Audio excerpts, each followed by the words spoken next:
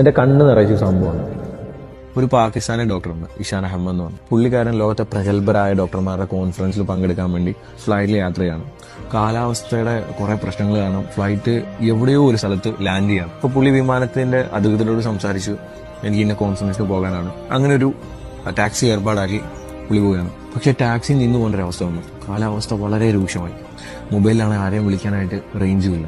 അങ്ങനെ തൊട്ടടുത്തൊരു കൂര ഉണ്ട്. പുള്ളി കൂര എടുത്ത് പോയപ്പോൾ ഒരു ഉമ്മ നമസ്കരിക്കുകയാണ്. ഉമ്മയുടെ തൊട്ടടുത്തൊരു മോനും കിടപ്പുണ്ട്. നമസ്കാരത്തിന് ശേഷം ഷാൻ അഹമ്മദ് ചോദിച്ചു, തനിക്ക് കുറച്ച് കുടിക്കാൻ വെള്ളം വേണം. വെള്ളം കുടിച്ചതിന് ശേഷം അദ്ദേഹം ചോദിക്കുകയാണ്, ഉമ്മ ഈ കിടക്കുന്ന ആരാണ്? പറയാണ്, ഇതെന്റെ പേരക്കുട്ടിയാണ്. ഇവന്റെ ഉമ്മയും പാപ്പയും ഒരു അപകടത്തിൽപ്പെട്ട് മരിച്ചുപോയി. ഇവനൊരു മാറാരോഗം പിടിപെട്ട് ഇവനെ ഞാൻ എല്ലായിടത്തും കൊണ്ട് ചികിത്സിച്ചു. നിറയെ പൈസ, എന്റെ കയ്യിലുള്ള പൈസ മുഴുവനും ഞാൻ ചെലവാക്കി. പക്ഷെ ഇവന്റെ രോഗം മാറുന്നില്ല. കൊണ്ടുപോകാൻ പറ്റുന്നിടത്തെല്ലാം കൊണ്ടുപോയി, രോഗം മാറുന്നില്ല. ഇപ്പൊ നാട്ടുകാർ പറയുന്നുണ്ട്, തെക്കൻ പാകിസ്ഥാനിൽ ഡോക്ടറുണ്ട്, പ്രഗത്ഭനായ ഡോക്ടറുണ്ട്, ചിലപ്പോൾ അദ്ദേഹത്തെ കണ്ടാൽ ഇവന്റെ രോഗം മാറിയേക്കാം. പക്ഷെ അദ്ദേഹത്തിനെ കാണാനായിട്ട് എൻ്റെ കയ്യിൽ പൈസ ഇല്ല. അദ്ദേഹത്തിനെ കാണാൻ വേണ്ടി നീ കുറെ നാൾ കാത്തിരിക്കേണ്ടി വരും. പക്ഷെ ഞാൻ അള്ളാഹുവിനോട് ദുആ ചെയ്യുന്നുണ്ട്, എന്തെങ്കിലും വഴിയുണ്ടെങ്കിൽ എനിക്ക് അദ്ദേഹത്തെ കാണണമെന്ന്. അയാളപ്പോൾ ചോദിക്കുകയാണ്, എന്താ ഉമ്മ ഡോക്ടറിന്റെ പേര്? അപ്പൊ ഉമ്മ പറയുന്നു, ഇഷാൻ അഹമ്മദ്.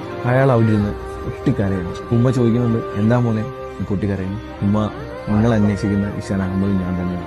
എവിടെയോ എത്തേണ്ട എന്നെ നിങ്ങളുടെ പ്രാർത്ഥനയാണ് ഈ നാട്ടിലെ ഈ കൂരയിൽ എത്തിച്ചത്. ചില പ്രാർത്ഥനകൾ അങ്ങനെയാണ്.